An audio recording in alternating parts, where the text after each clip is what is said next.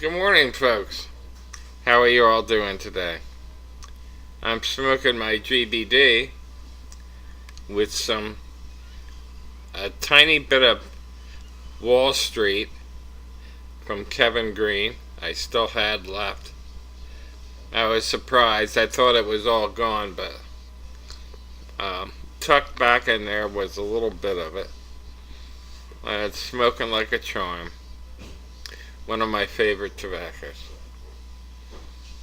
So I hope you're in the process of having a great weekend.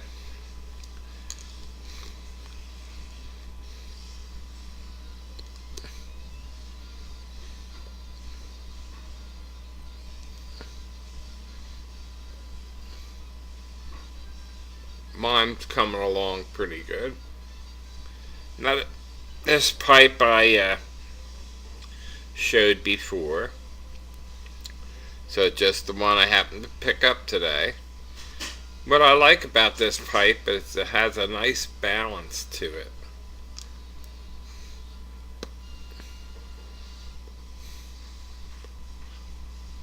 And as you can tell, it's got a lucite stem.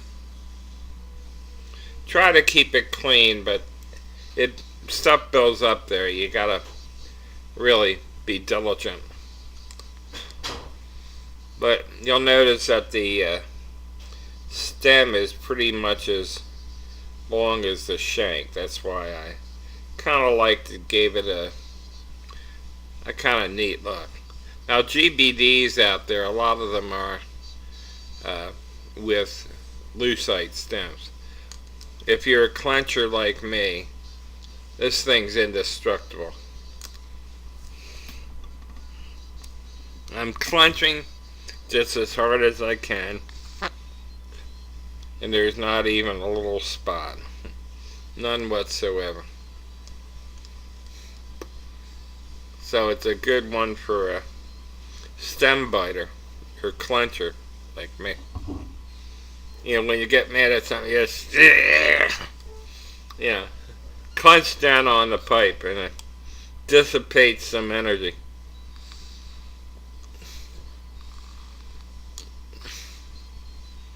I broke a lot of pipes early on, a lot of stems early on, 40 years ago when I first started them.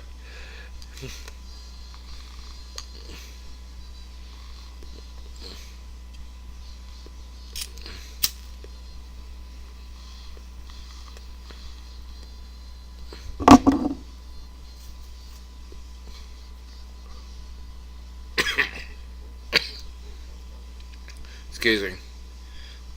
My first pipe was given to me by a clerk that worked in a pipe shop at Sears. Yes, Sears had a pipe shop at one time. A smoke shop, I think they call it. And it was a K Woody, black, varnished, a billiard. Had it around for years after she gave it to me. I was working in a work clothes section, and she was right across the way. I felt this thing go whizzing by my head one day, and it was a pipe. So, love at first sight, the pipe and the girl. So, we were, got all the way up to getting engaged and the stuff in the paper and all that, but it fell through. A story for another day. So today's going to be, weather permitting, another barbecue. And today we're going to have my future in-laws over. And they're a great group of people. Really. Very nice. And we've been over to their house for Thanksgiving. This is like we're reciprocating, have them come over here, meet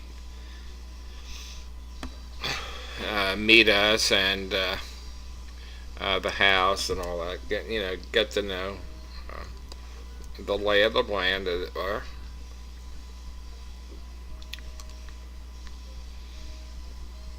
Well, it looks like all the technical problems were worked out. I had no idea what really caused all this mess. Originally, I thought, well, Jesus, let's go back to look at my record. I was clean, no strikes. Had one or two lingering third-party things that were minor, but they stretched back. I think there were a total of 3 of them over 4 months. So even that, nothing blatant. There's something playing on the radio too loud, and they recognize it. It's someone said, well, I use the public dish music that they play on their music channel. I said, well, so do I.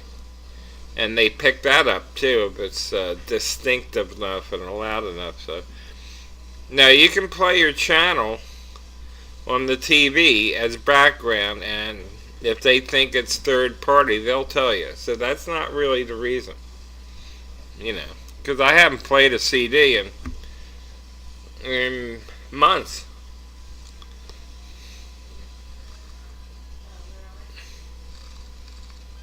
So I think it was a genuine glitch, because a few people have had problems commenting on their videos and stuff like that. So, well, anyway, it's all in the past. It's boring now. Let's move on.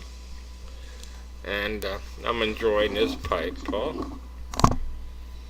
First time I've had to light it since I originally fired it up.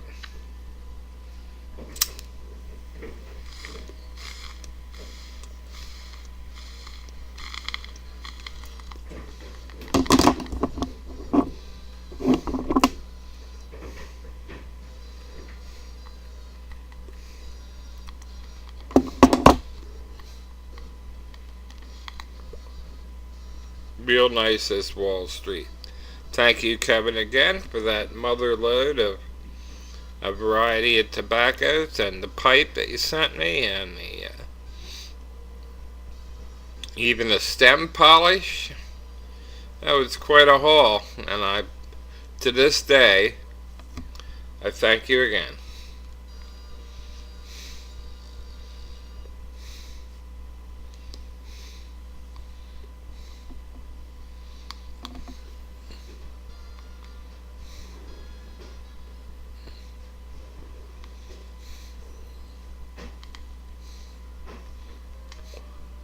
Now this guy that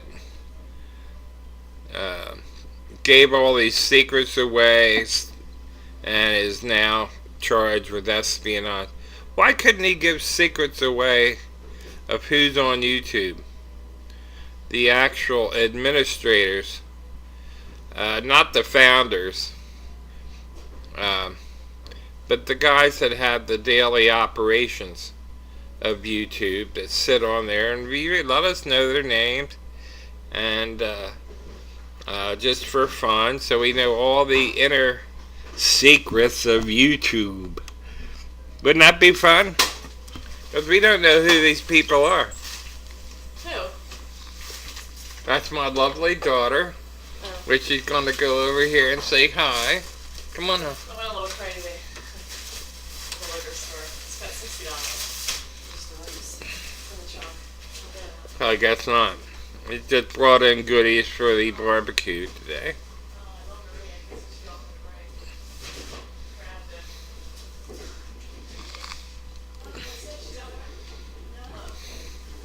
Why don't you tell me what you're doing today or yesterday or this summer, what you have planned, if anything, and let me know. A little communication back, be nice.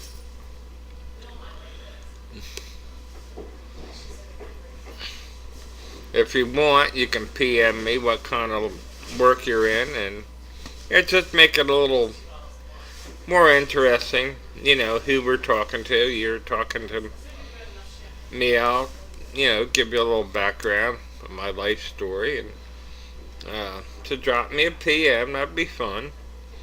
And do a little communicating.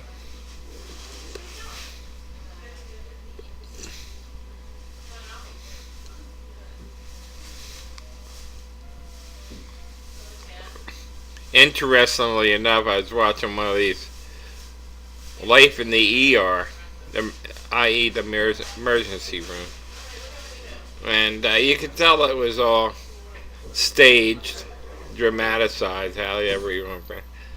I'm a respiratory therapist, so I know all about the devices, oxygen, and all that stuff. And here, this poor woman, she was taken out of a fire,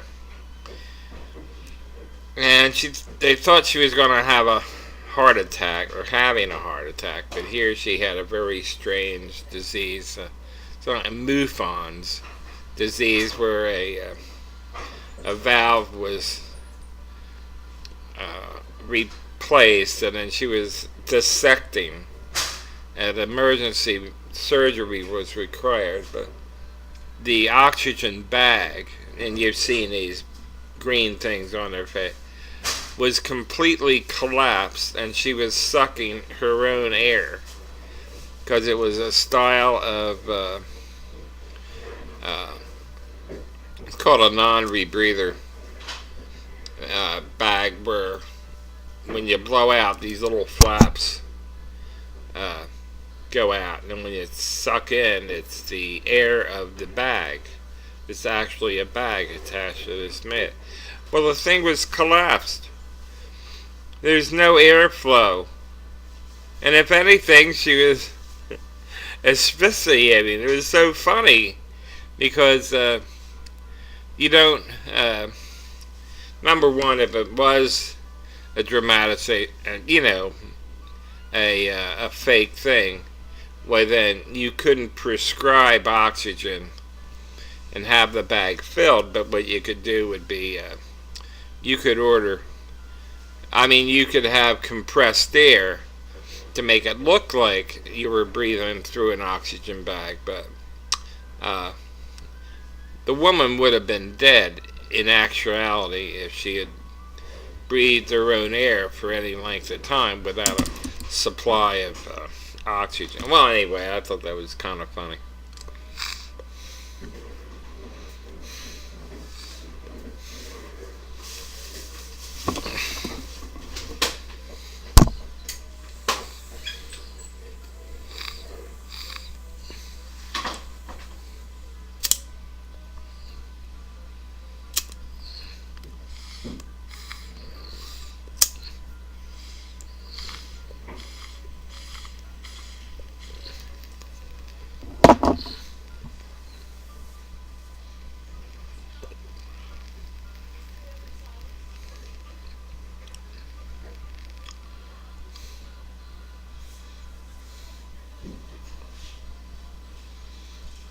So I'm coming down to the end of this smoke.